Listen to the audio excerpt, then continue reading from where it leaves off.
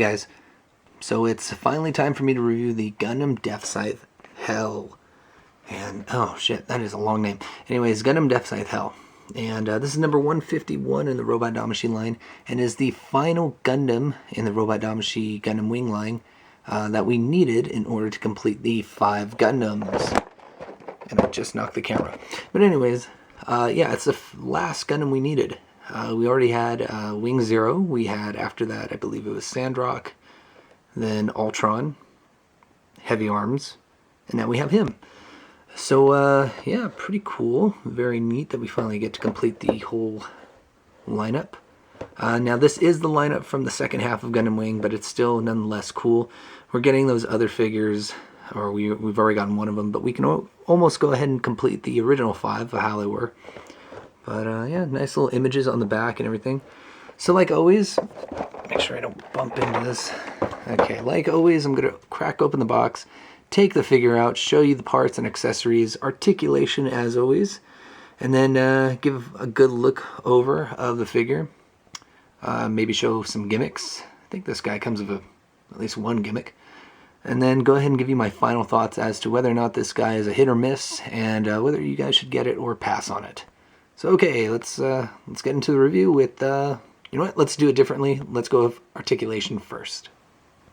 Ha! So finally out of the box, and I can tell you right now that there is a lot of articulation on this figure. And if you've seen any of my reviews before, then you know my whole take on a lot of articulation, so I hope that's not the case with this figure. But anyways, the, well, what would these be called? Shroud? I guess shroud armor? I don't know. Anyways, these little wings right here, they move fairly well, way better than what we got in the MSIA days. So these can go up, and front ones can go up. Let's go ahead and turn those open. Open the back. Open the back. I'll go ahead and lift the camera up. So yeah, you can see that these things open up quite wide. Sorry, widely.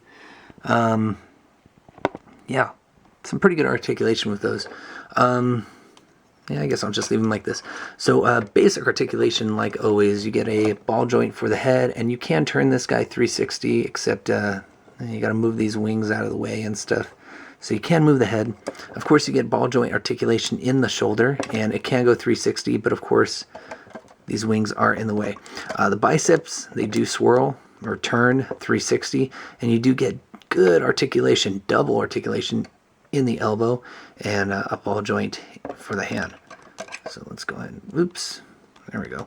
Anyways, on top of that, the shoulder does kind of pop out a little bit, but not too far. Torso articulation, you can go ahead and move him front or forward up about that much. Makes it look like he's looking at my thumb, touching his little crotch armor there. So that's cute. Excuse me. Skirt armor, ball joint right up front, which gives you a good amount of range for that articulation in the legs. So it can move up. And speaking of which, you can go ahead and get a nice bend in the knee, double joint action, and the knee armor does move. So if you don't like that, then that's what you get. Oh well. Anyways, the ankle armor does move around a little bit. It's a little like, I don't know, it kind of pops off, kind of doesn't, but that's only if you mess with it too much. But it is on there via ball joint.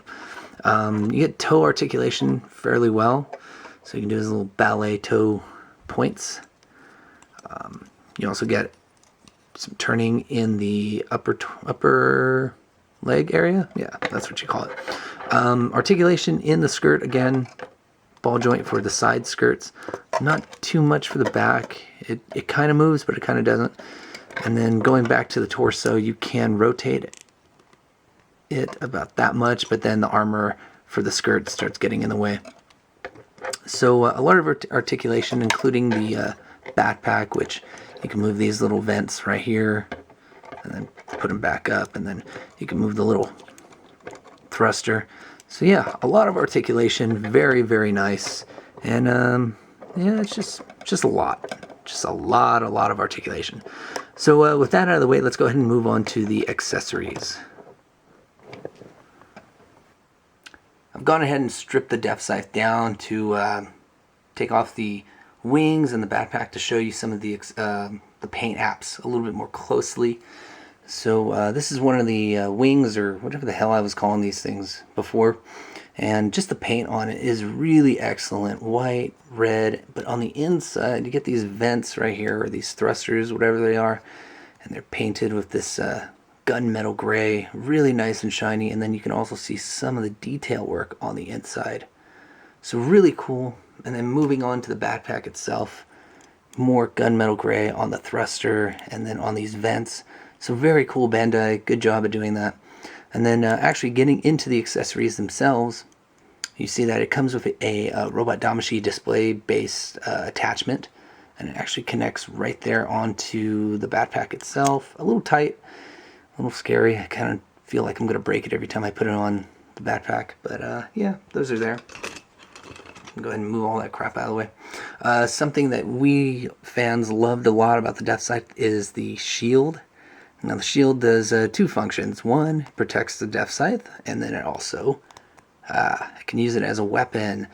So what normally would happen is these things would open up, a beam would come out, and then while in space this would fly out and rotate. So it was very cool. It was a very cool little weapon. I'll show you what this looks like with the beam effect part on there a little bit later. Moving on to the hands, you get, let's see, 3 extra sets. Yeah, besides the closed fist you see, you get the opened, expressed hand holding fists, hands. You get things, yeah, fists, hands, pretty cool. And then you get the X sign fists right here. Now these are done, I don't know if you can tell right there. Yeah, there you go. Now these are done so that the figure can hold the beam weapons a lot more sturdier, so they don't move around as much or slide around. But yeah, these are pretty good closed fists for weapon holding. And then you get a couple of thumbs up fists. And so that's just for more added effect or display while holding the beam scythe or beam saber. These come with a few of the mobile suits from the Gundam Wing line. So yeah, you get those. Oops, and I dropped them. But moving on to the beam scythe itself. Now you get 2 actual scythes, I guess you can say. At least the base part of it. And that is, well, I guess I would call these the base. But anyways, you get the long straight version of the scythe, the handle. And then you get this nice curved one. And now you've seen this in a lot of the pictures. This is just for display purposes. Scythe doesn't really do this or bend, but it's just for display purposes only. You also get this little part right here. Now this is for when the scythe is collapsed upon itself. Yeah, collapsed upon itself and is in storage mode on the mobile suit. And I'll show you how that looks in a little bit as well. And speaking of which, you also get, oops, part of the beam scythe that actually holds the beams. So it has a nice little thruster, again well painted, gunmetal gray, and here's the little open slots for the beam effect parts, which I'll show you right now. Now you get 3 of them, of course, 1 for the shield and 2 for the beam scythe itself.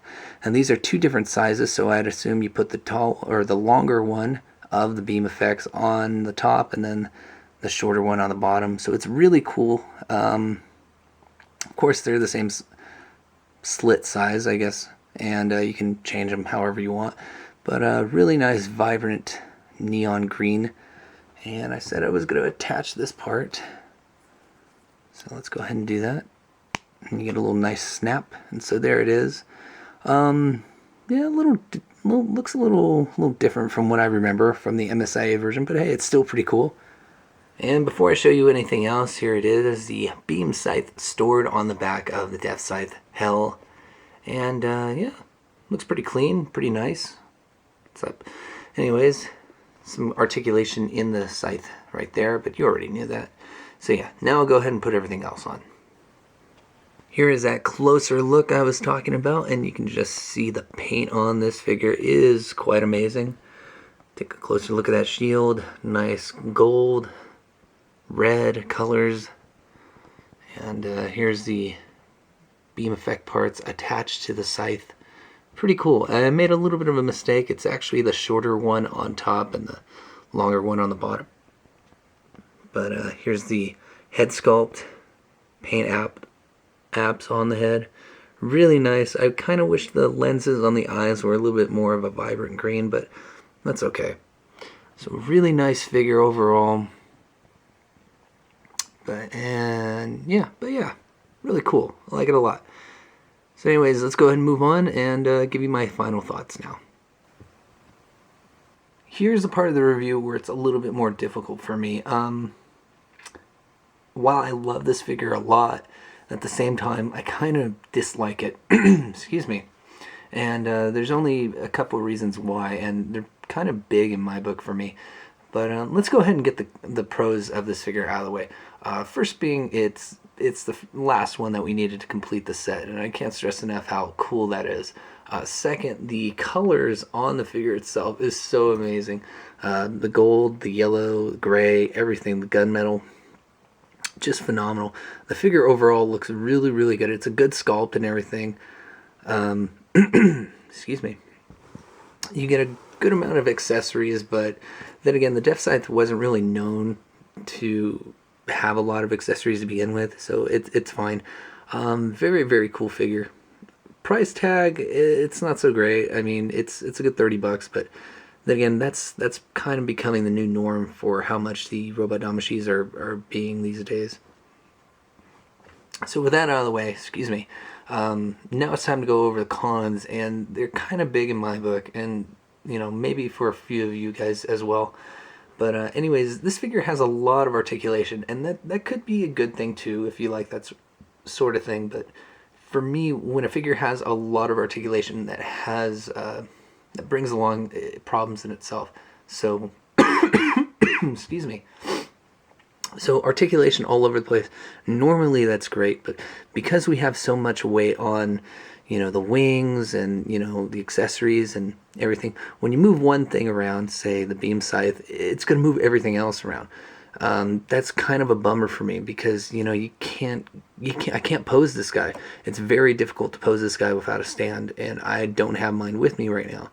On top of that, the shield is actually attached onto the forearm. It can attach to either forearm, and you can see kind of see the peg hole right there for that side via a peg hole that rotates, meaning it's just a simple, let's see if I can get it off yet, simple peg hole like that can allow the shield to rotate around in full circle, and that kind of sucks because it's not sturdy. So when I move this and it accidentally moves this out of the way, and then I have to go back and move this, but then my hand touches it, it's just kind of complicated. So with all the added weight and stuff like that, it's just really difficult to pose this guy without a stand, and that always sucks for me. And that's the only gripe I really have.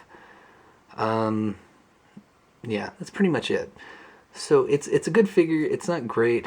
I wouldn't say pass, but I definitely wouldn't say get it as well.